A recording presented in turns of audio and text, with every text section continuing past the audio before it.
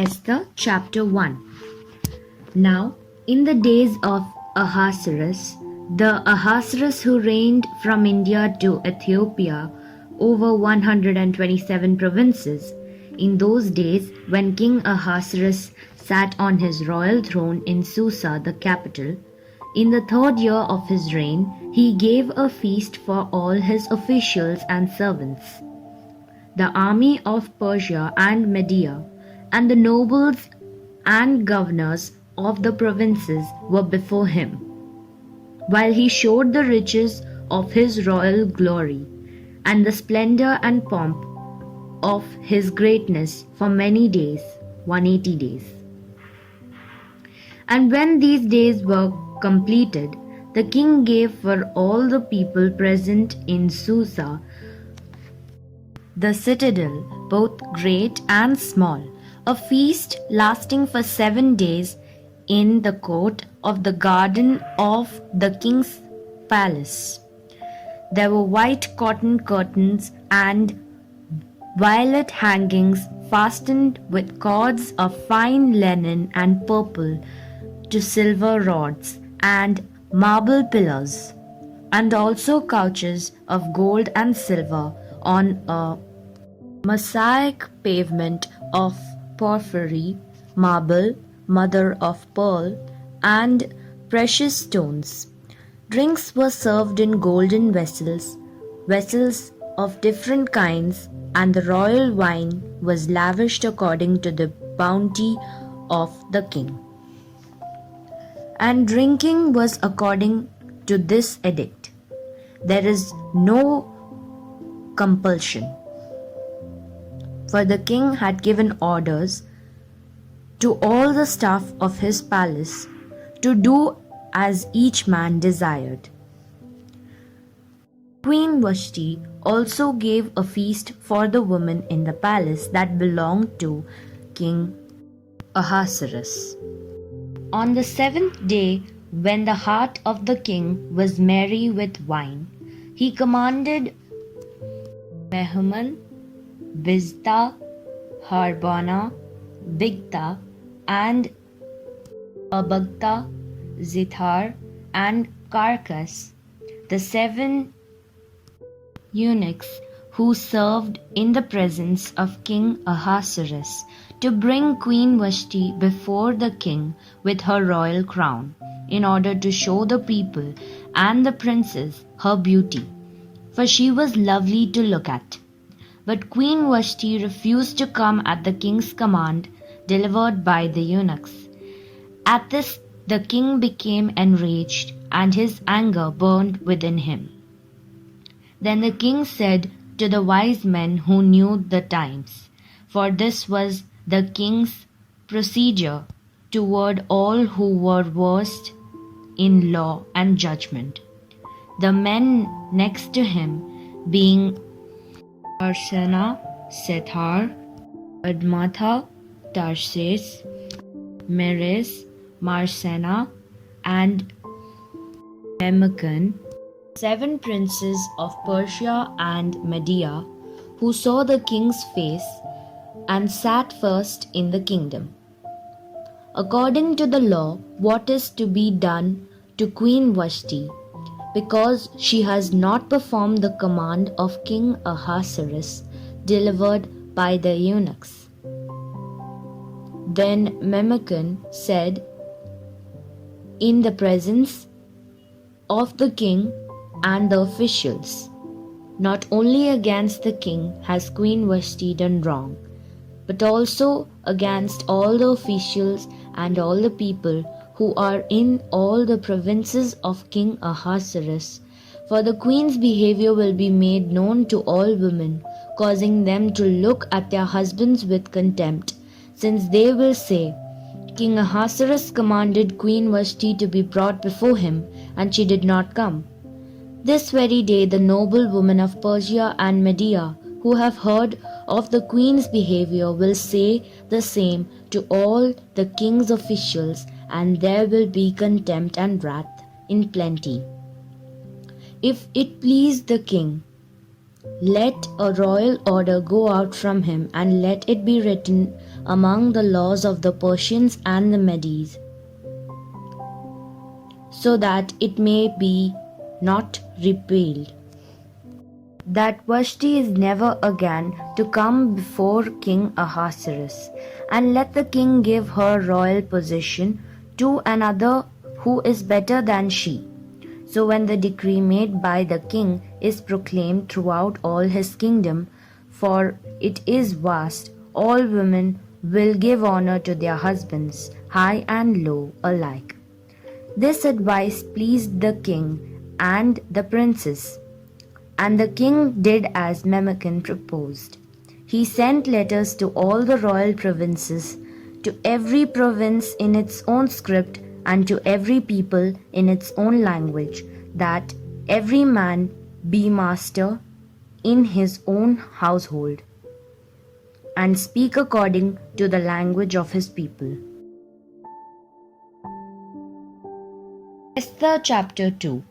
After these things, when the anger of King Ahasuerus had abated, he remembered Vashti and what she had done and what had been decreed against her.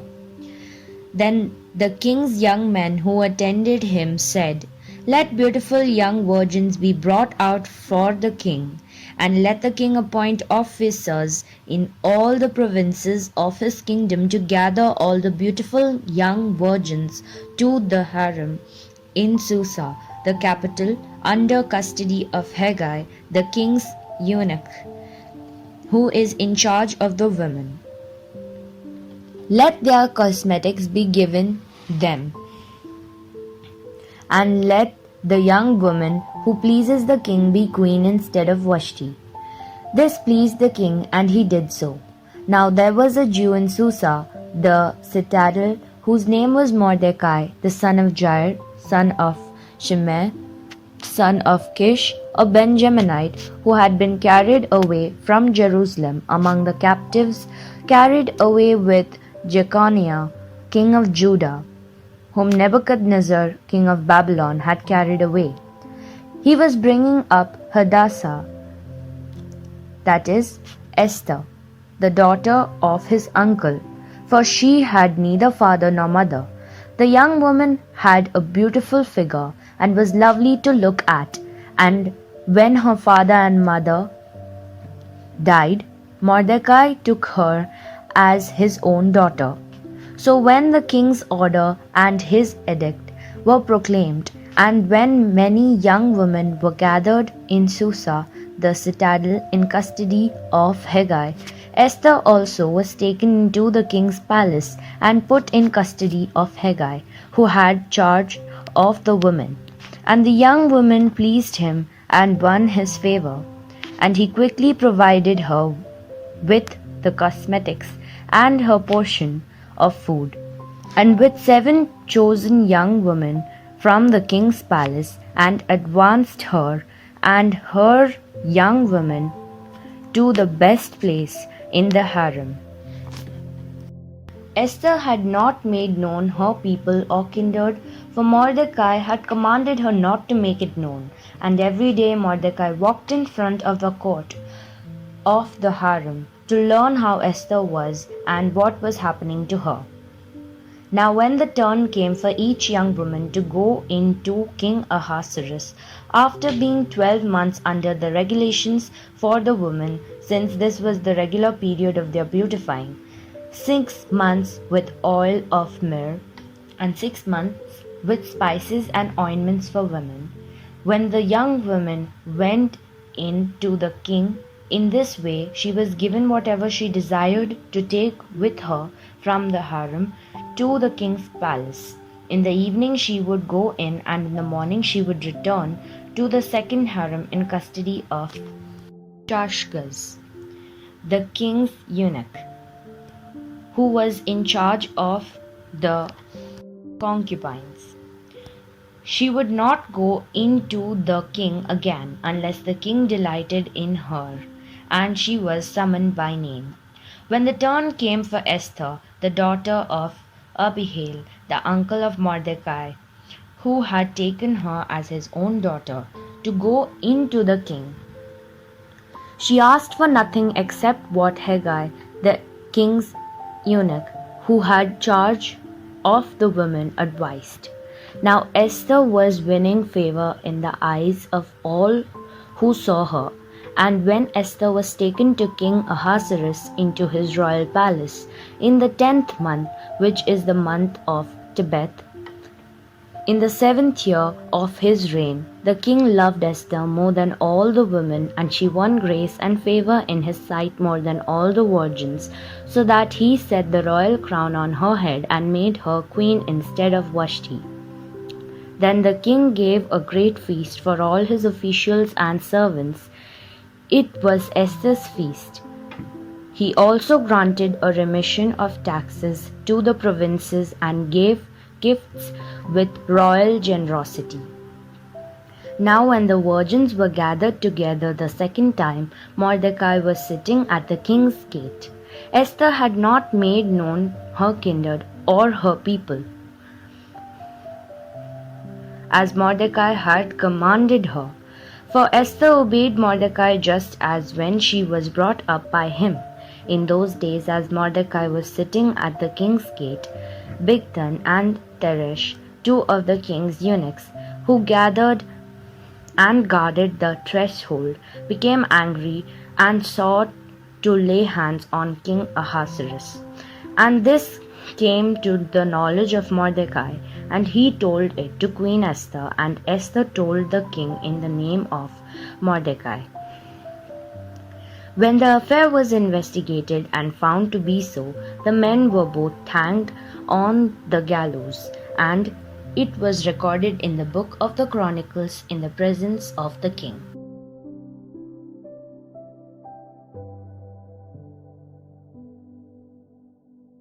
Esther chapter 3.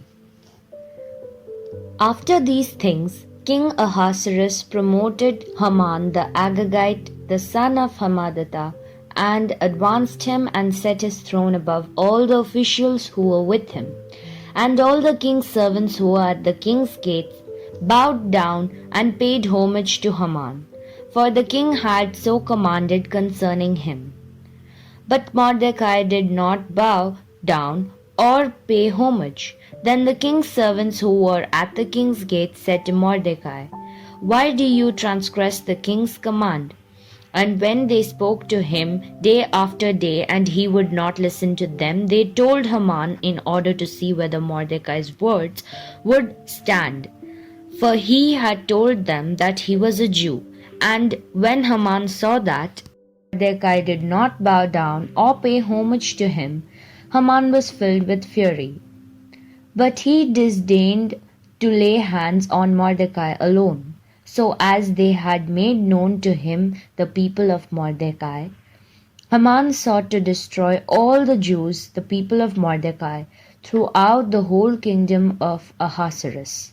In the 1st month, which is the month of Nisan, in the 12th year of King Ahasuerus, they cast pur, that is, they cast lots, before Haman day after day.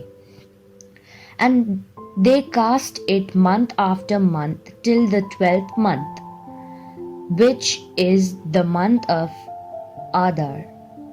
Then Haman said to King Ahasuerus, "There is a certain people scattered abroad and dispersed among the people in all the provinces of your kingdom. Their laws are different from those of every other people, and they do not keep the king's laws, so that it is not to the king's profit to tolerate them. If it please the king, let it be declared that they be destroyed, and I will pay 10,000 talents of silver into the hands of those who have charge of the king's business, that they may put it into the king's treasuries." So the king took his signet ring from his hand and gave it to Haman the Agagite, the son of Hammedatha, the enemy of the Jews.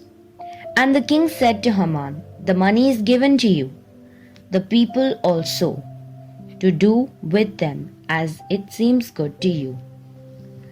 Then the king's scribes were summoned on the 13th day of the first month, and an edict according to all that Haman commanded was written to the king's satraps and to the governors over all the provinces and to the officials of all the people, to every province in its own script and every people in its own language. It was written in the name of King Ahasuerus and sealed with the king's signet ring. Letters were sent by couriers to all the king's provinces with instruction to destroy, to kill, and to annihilate all Jews, young and old, women and children, in one day, the 13th day of the 12th month, which is the month of Adar, and to plunder their goods. A copy of the document was to be issued as a decree in every province by proclamation to all the people to be ready for that day. The couriers went out hurriedly by order of the king, and the decree was issued in Susa, the citadel, and the king and Haman sat down to drink, but the city of Susa was thrown into confusion.